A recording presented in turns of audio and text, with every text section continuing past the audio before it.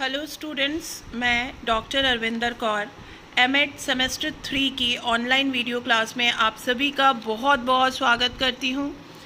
Dear students, जैसा कि आप सभी जानते हैं कि आप मेरे साथ research method in education part 2 की पढ़ाई कर रहे हैं, जो कि पेपर 11 है। और यूनिट 1 में अभी तक हमने सैम्पलिंग मेथड्स को देखा है, समझा है। सैम्पलिंग टेक्निक्स क्या होती है, सैम्पलिंग टेक्निक्स किस तरह की होती है, कितने तरह की होती है, ये सारी चीज़ें हमने समझी हैं और जानी हैं। डियर स्टूडेंट्स, आपको याद होगा कि पिछले क्लास में हमने क्लासिफिकेशन ऑफ सैम्पलिंग टेक्निक्स के बारे में जाना था। मैंने पिछले क्लास में ही आपको बताया था कि सैम्पलिंग टेक्निक्स को 2 पार्ट्स में डिवाइड करते हैं। एक होती है रैंडम, एक होती है नॉन रैंडम, जिसे हम प्रोबेबिलिटी सैम्पलिंग टेक्निक्स कहते हैं and non probability sampling techniques कहते हैं। और पिछले क्लासेस में हम प्रोबेबिलिटी सैम्पलिंग टेक्निक्स, जो कि simple random, systematic sampling, stratified sampling, cluster sampling, ये सारे कवर कर चुके हैं। और अभी पिछले वीडियो में हमने नॉन प्रोबेबिलिटी सैम्पलिंग के 4 मेथड्स को कवर कर लिया था: convenient sampling, judgement sampling, quota sampling and snowball sampling. Dear student, I hope आपको ये चीज़ें याद होंगी, जिसमें हमने कोटा सैम्पलिंग, स्नोबॉल सैम्पलिंग पिछले वीडियो में हम कवर कर चुके हैं। डियर स्टूडेंट्स, आज के वीडियो में हम जो पार्ट कवर करेंगे वो है थ्योरेटिकल सैम्पलिंग। चलिए आइए हम आज शुरू करते हैं थ्योरेटिकल सैम्पलिंग। थ्योरेटिकल सैम्पलिंग क्या होती है, कब की जाती है, क्यों की जाती है, इन सारी चीज़ों के बारे में हम आज के वीडियो में कवर करेंगे। हम आज के वीडियो में ये कवर करेंगे कि थ्योरेटिकल सैम्पलिंग क्या होती है और ये कब इस्तेमाल की जाती है, किस प्रकार से इस्तेमाल की जाती है। तो चलिए आज हम शुरू करते हैं theoretical sampling. Theoretical sampling, dear student, अगर हम रिसर्च मेथडोलॉजी की बात करें तो रिसर्च मेथडोलॉजी में थ्योरेटिकल सैम्पलिंग को डिफ़ाइन किया गया है कि ये एक सैम्पलिंग का प्रोसेस है जिसमें कि हम डाटा कलेक्शन करते हैं और उसका पर्टिकुलर जो पर्पस होता है वो पर्पस ये होता है, हम डाटा इसलिए कलेक्ट करते हैं ताकि हम कोई नई थ्योरी को जनरेट कर पाएँ। आपने देखा है कि हमारे बहुत सारे फिलोसोफर, बहुत सारे साइंटिस्ट बहुत तरह की थ्योरी फॉर्म करते हैं, बहुत तरह की थ्योरी इन्वेंट करते हैं। ये जो थ्योरी होती है, इस थ्योरी को बनाने के लिए बहुत समय लगता है और सबसे बड़ी बात है कि इस थ्योरी को डेवलप करने के लिए हमें कई तरह से डाटा इकट्ठा करना पड़ता है।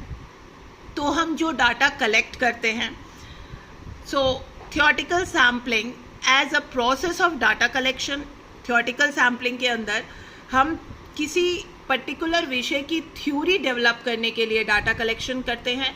तो ये एक प्रोसेस ऑफ डाटा कलेक्शन है फॉर जनरेटिंग थ्योरी। हम थ्योरी को जनरेट करने के लिए डाटा कलेक्ट करते हैं, वेयर बाय द एनालिस्ट, जहाँ पे analyst jointly collects, codes and analyses his data. वो अपने डाटा को कलेक्ट करते हैं, डाटा को कोडिंग करते हैं और फिर बाद में उसका एनालिसिस करते हैं and decides what data to collect next. और उसके बाद ये भी डिसाइड करते हैं कि इसके बाद कौन सा डाटा कलेक्ट करना चाहिए ताकि एक पर्टिकुलर थ्योरी जनरेट की जा सके, and where to find them in order to develop this theory. और वो डाटा कहाँ से कलेक्ट करना है इस थ्योरी को डेवलप करने के लिए, या किसी भी थ्योरी को डेवलप करने के लिए हमें कौन सा डाटा कलेक्ट करना है। पहला डाटा कलेक्ट करके हम उसे कोड करते हैं और फिर उसके बाद डिसाइड करते हैं कि कौन सा डाटा कलेक्ट करना है, कहाँ से कलेक्ट करना है। As it emerge, theoretical sampling attempts to discover categories and their element in order to deduct and explain interrelationship between them। तो ये कहने का मतलब ये है कि थ्योरेटिकल सैम्पलिंग में हम अटेम्प्ट करते हैं, डिस्कवर करते हैं वो सारी कैटेगरीज़ को, उन सारे एलिमेंट्स को डिडक्ट करते हैं। उन सारे कैटेगरीज़ और एलिमेंट को डिडक्ट करने के बाद उनके इंटर रिलेशनशिप को डिस्कस करते हैं, एक्सप्लेन करते हैं, उनके इंटर रिलेशनशिप को समझते हैं और उसके बाद कई नई थ्योरी जनरेट करते हैं।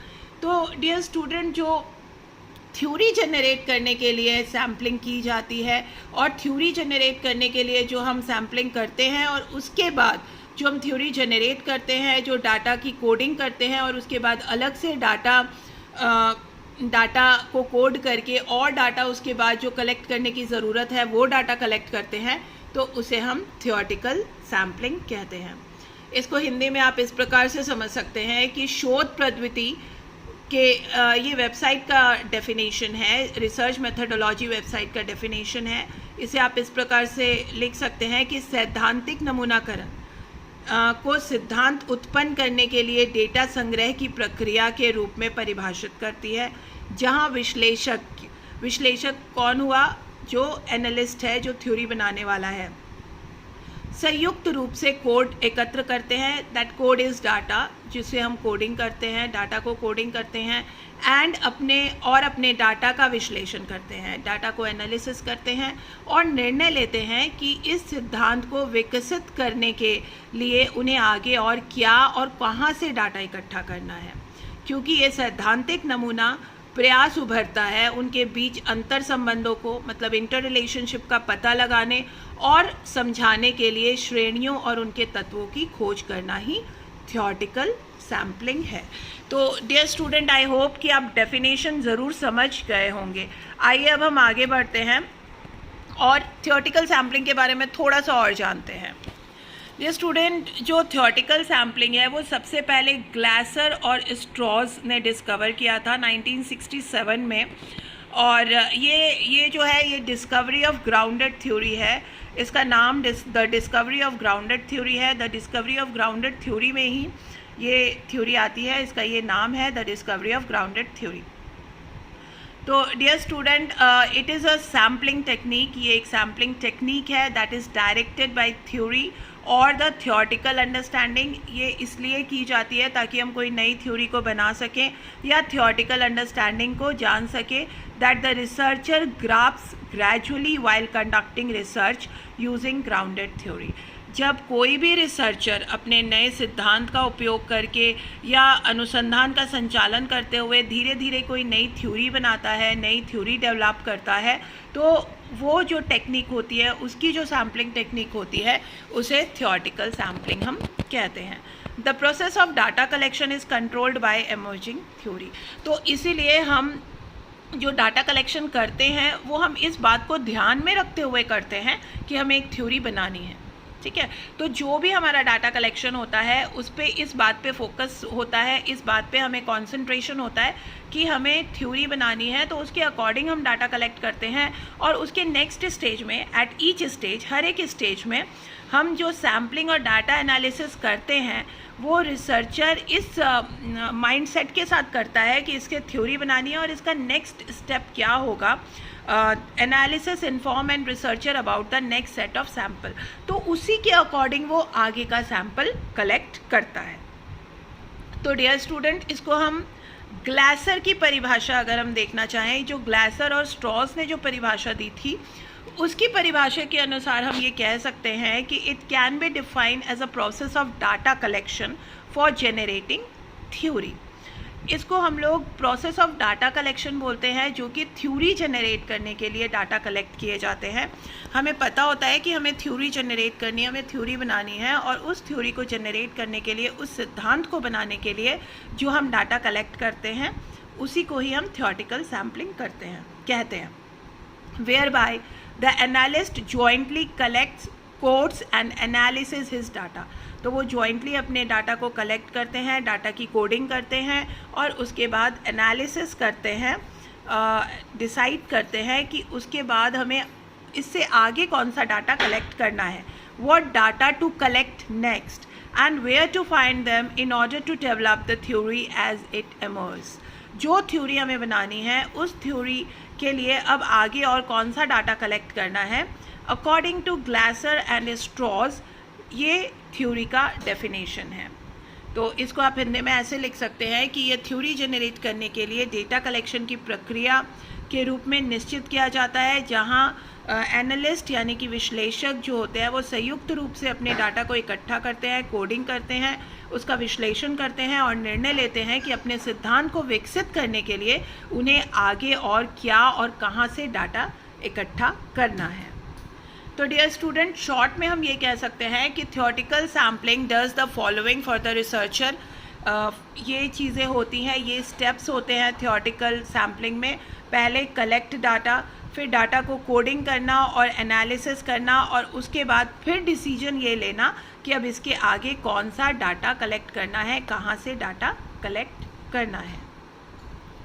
नेक्स्ट स्टेप होता है हमारा, next step is collecting and analysing data from the selected sample. जो हमने सैम्पल सेलेक्ट किया है उसमें से हम डाटा को कलेक्ट करते हैं, एनालिसिस करते हैं, such as through semi structured interview guides.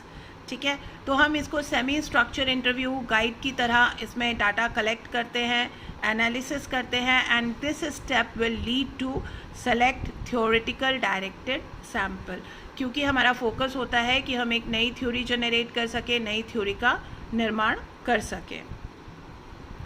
तो डियर स्टूडेंट, इसको आप देखिए कि theoretical sampling is concept driven and cumulative. ये एक ऐसा कॉन्सेप्ट है, एक ऐसी अवधारणा है जो कि संचालित होती है और संचय की जाती है। ये कम्युलेटिव है and driven and cumulative.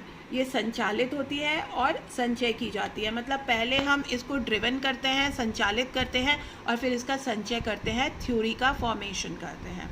Analysis guides data collection. जो हमारा एनालिसिस होता है, जो विश्लेषण होता है, वो डाटा कलेक्शन पर आधारित होता है। Next, following up theoretical leads is more important than consistency.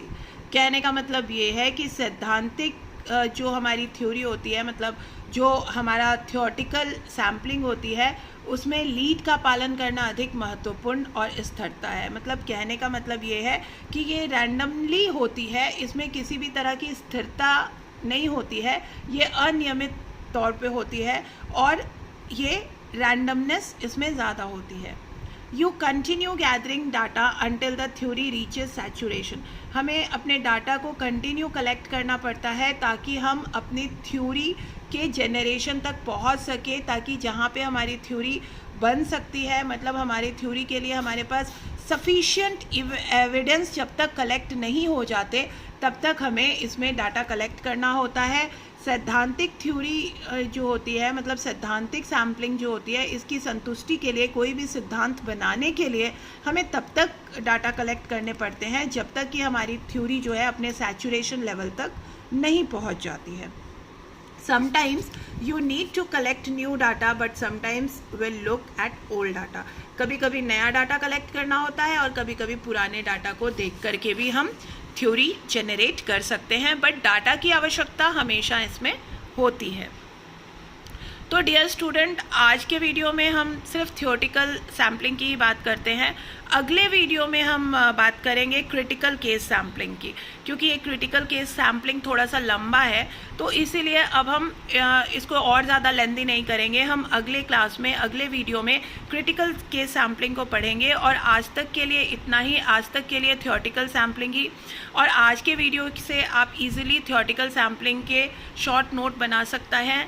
आप ज़रूर थ्योरेटिकल सैम्पलिंग का शॉर्ट नोट बना के रखिए। और आज के वीडियो में अगर आपको किसी भी तरह की कोई भी प्रॉब्लम हो रही है तो आप बेझिझक आज की क्लास में मुझसे जुड़िए और अपने सवाल कीजिए।